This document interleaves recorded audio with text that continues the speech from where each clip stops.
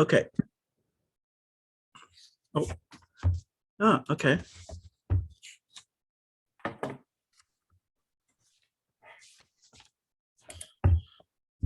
So yes or no, yes or no, yes or no. okay. Yes or no. Now we all know when you get a triangle, you have a triangle and you add all the interior angles together, we know it's going to be 180 degrees, right? Right. So have you ever wondered how to prove that?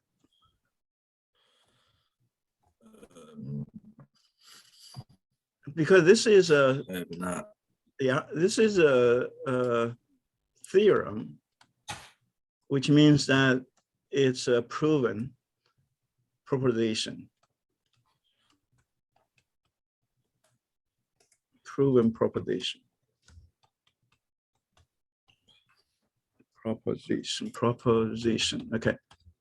So proposition basically is a statement saying something is true, and it has to be proved. Okay. Versus something called the axiom. Axiom are things that is true, but either we cannot prove it, or something we all agreed on that we don't need to prove. So for example, the 5 axioms in geometry, one is goes through 2 points, you can draw a line, okay? And we all know that it's true. And actually, I don't think we can actually prove it. Then we have the 2 right angles are equivalent. Basically, what's saying is 90 degrees is 90 degrees. But back then, they don't have measurement. Okay, so they have to establish that relationship that all right angles are congruent, which means if you have a right angle, you can superimpose to another right angle, it will match. Okay, so those are called axioms. We got 5 of those in Euclidean geometry. Then anything else are propositions, and once you prove the proposition, that becomes a theorem. If it's not proven, that's not a theorem. So based on those 5 axioms, and also another 5 is called the common notion. One of that is if A is equal to B, then A plus C equal to B plus C. And you see that also in geometry. Sorry, not geometry, algebra. Okay, those are the we call axioms. But this one, this actually said it's in any triangle. And that's the thing very peculiar about the Greeks. The Greeks wants to know universal truths. They are not saying some triangles has that property. They want to prove that it's any triangle. That become a problem. If it's any triangle, then how do we go about that? Because anything you do is particular, right? How do you know whatever you put down there it covers all variations of a triangle?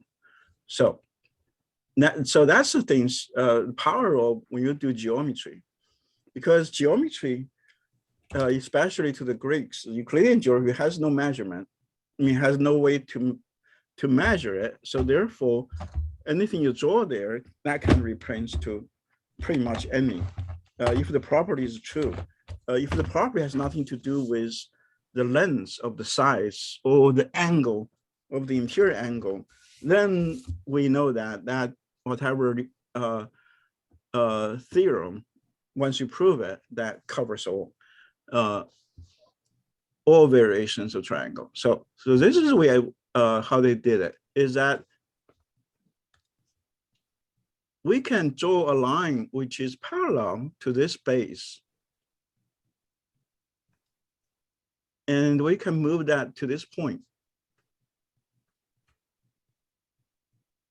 Okay, that's what we learned before. Okay, we can draw parallel.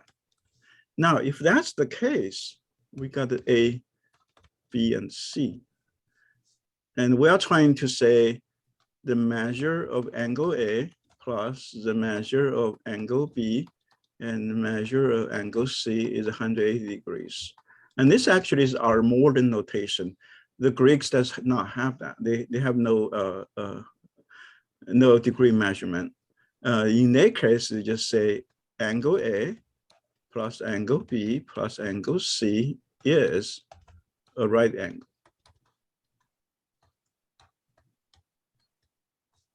Okay, so we're going to draw a line here. This line is parallel to our line AB. So let's say this is our L. L is parallel to the line AB. And this is also modern notation. And nowadays, we don't have to just use Greeks. We can use our own, this is more kind of algebra way of write it. Okay, so if that's the case, then we'll see that this line become a transversal of two parallel lines, which means this angle and that angle has to be equivalent. Remember that? Any question here? Yep. Okay. Yeah. So when you have parallel line, a pair of parallel lines is transversal. This is called alternate interior angle. So we know this is basically the same as angle A, this angle. And if you notice this line, then if you extend it, this angle will be the same as this angle, right? Yep. And so now you can see this angle, adding this angle and adding this angle, basically the sum of the interior angles. And what we end up is a straight angle, right? Yeah. Oh, sure, this is not right angle, sorry, this is called straight angle. So therefore we can prove that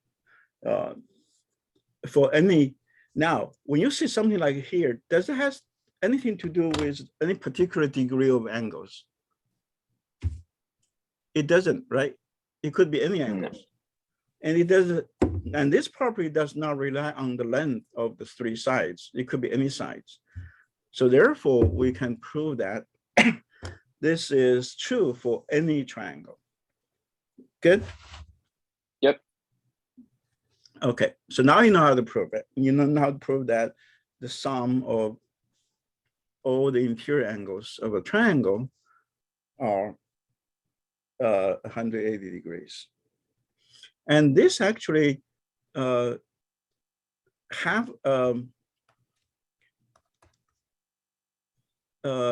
application when you're dealing with equilateral.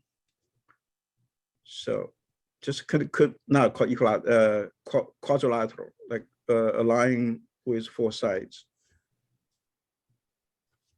Now, if I add all the angles here, any quadrilateral, if I add all angles here, what do you expect? What's the sum of all the interior angles? 360. Right? Okay, very good. 360. Why is that? Because it's just two triangles. Yes, very good. It's just two triangles because it doesn't matter how you call it. If we call it like this, we'll know this, adding this, 180, this, adding this, 180. Or you could cut on here, then this, adding this, 180, this, adding this, 180. So therefore, 360 degrees. And the beauty of that is it applies to all quadrilaterals. Okay? Yep. Okay, so this is our proposition 15. Now we actually get on to we'll skip one proposition. I don't think that's as important. And we're going to skip to another. That's 17. Okay, proposition 7. This is a proposition 15. Proposition 17.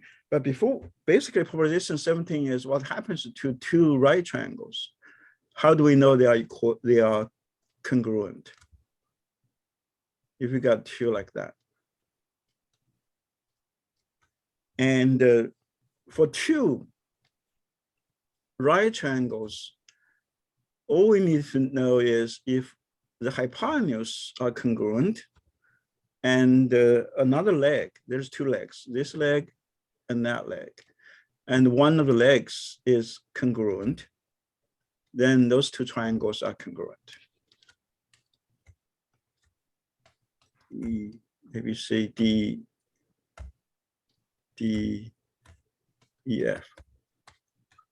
Okay, so in order to prove that, we can't have to do a review of when we're dealing with equivalent triangles. Do you remember on the triangle equivalency, what kind of theorems would we have to prove the two triangles are equivalent? Side angle side. Yes, side angle side. And? Side side side. Yes, very good. Side side side. And? Is it angle side angle? Yes, angle side angle. Very good. Okay. And another one is angle angle side. Good. Yep. Okay. So that's kind of help us. We are using that. I mean, you're going to see that the triangle equivalency theorems are applied a lot in Euclidean geometry.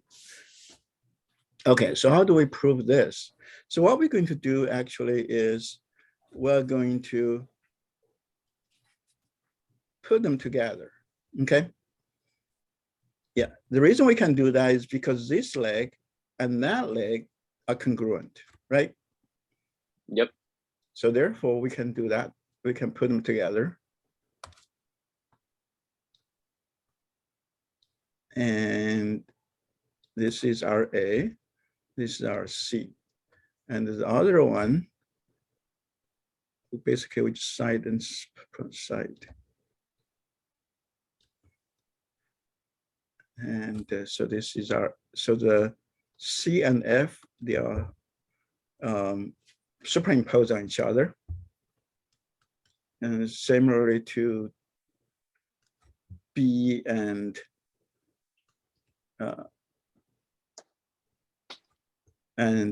D. Now, we know this is 90 degree and this is 90 degree. So therefore they make 180 degrees, right? Yep. So that means it's a straight angle. So straight angle, that means AE is a straight line, right? Mm-hmm. The straight line. Which means, so when you prove something, it's always using logic. It's always if, then. So if AE is a straight line, then we have a triangle. A, E, C is a triangle, right? Yep. Okay. And we also know that AC is equal to EF. That's given. Because that would say if the hypotenuse are congruent and the one egg is congruent. So that's the given. And that means this angle AEC is what kind of triangle? So we know this side and this side are congruent. And isosceles? Yes, isosceles. So therefore, this angle and that angle are congruent, right? Yep. And so therefore, angle A is congruent to angle CE. Good. Yep. Which also means this angle and that angle are congruent, right? Yes. Because we got two angles are congruent. This and congruent, this is just right angle. So therefore, because all add together 180, that's something we proved before. And we know this angle and that angle congruent. So therefore we have what? What theorem can we use? Side angle side, or angle side angle. It could angle side angle or side angle side, right? Oh yeah. Those we can use. Very good. Which means that's what we're trying to get, which means ABC is congruent triangle DEF, right? Yep. Okay, so now with right triangle, all we need to know is the hypotenuse and one leg. If the hypotenuse and the one leg are congruent respectively between two right angles, then those two right angles are congruent. Okay. Yep. So now we just need two things. For any general triangles, we need to know three things: either side angle side, or side side side, or angle side angle, and angle side. But for right angles, because we know one angle already, it's given. So therefore, we only just need to know two things. We just need to know the two sides, basically side, side. But it has to be the hypotenuse and one leg, not just the two legs. It has to be the hypotenuse and either this leg with this leg congruent, or this leg with this leg congruent. Just one hypotenuse and one leg. Good? Yep. Okay, any questions so far? Nope. Perfect.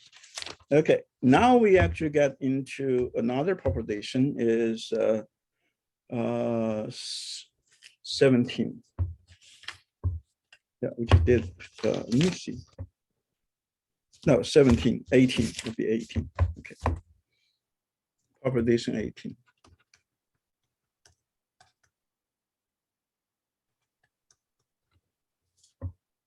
Okay, and that basically says if you have a line segment and if we have a perpendicular bisector, and you remember how to do that, how to construct a perpendicular bisector? Yep. Okay, so if that's the case, this is our AB, and we have a line C, and we got point here D.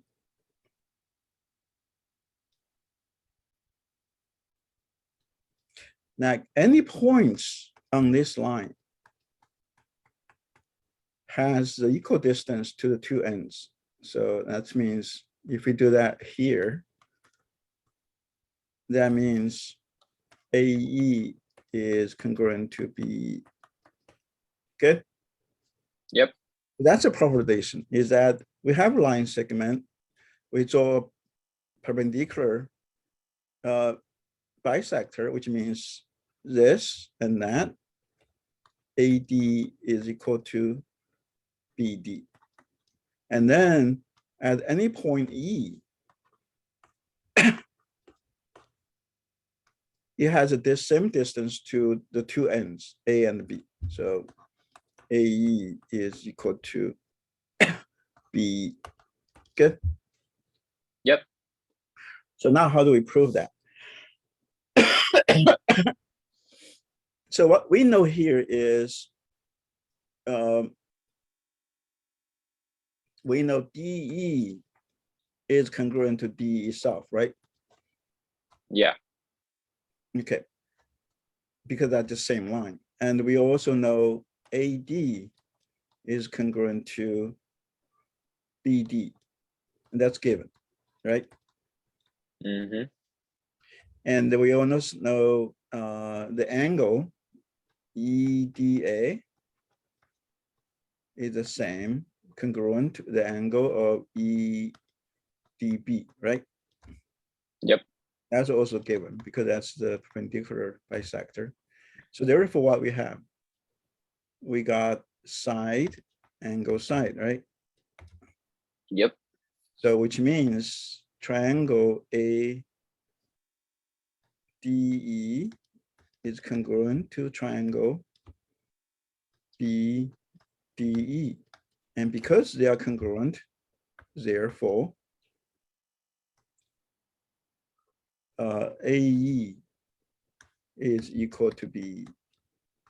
Good? Yep. So that's how we prove that. Okay. And this theorem has a converse theorem. Converse just means the other way around. So the converse side of it is we have a line segment and any point, just any point, if you have the same distance to this two side, and then this point has to be on the perpendicular bisector.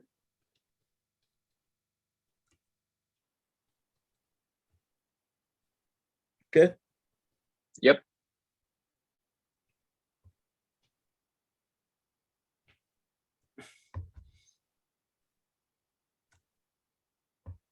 So what we know here, this is any particular point here. We know AB is a straight line, right? Yeah. And also, so therefore we make a triangle. We know AP is equal to BP, and that's given. And of course, there has to be a point here. And we know BD is equal to BD, right? Yep. Okay, so we know this and that. And so we have the triangle ABP, that's isosceles, right? Yes. These two angles are the congruent. So therefore, this angle and that angle will be the same, isn't it? Angle A is equal to angle B, right? Yes. Mm-hmm.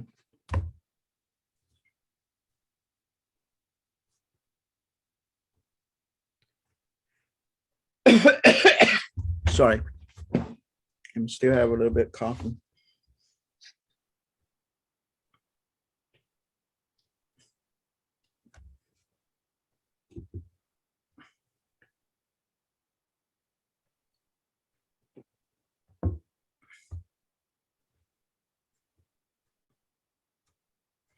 So we are going to draw this line, basically draw a perpendicular line from this point to this point. So therefore, this is 90 degrees. Good. Yep. And so now we have this angle and this angle are congruent. We have this angle and that angle are congruent. And we have this line. And we have this and that aside. So we have angle, side angle. So therefore, triangle APD is congruent to triangle BPD, which means AD is equal to DB. So we know this and that are congruent, and this line here is perpendicular. So therefore, this line itself is a perpendicular bisector, right? Yep. And therefore, the point P is a perpendicular is on the perpendicular bisector. Good. Yep. All right. So that's what we have for today. And any questions? Nope. Okay. Well, you guys have a good day today and the rest of the week. I'll see you next Thank you. week. See ya. Yeah. Yeah. Take care. Bye. Thank you. Mm.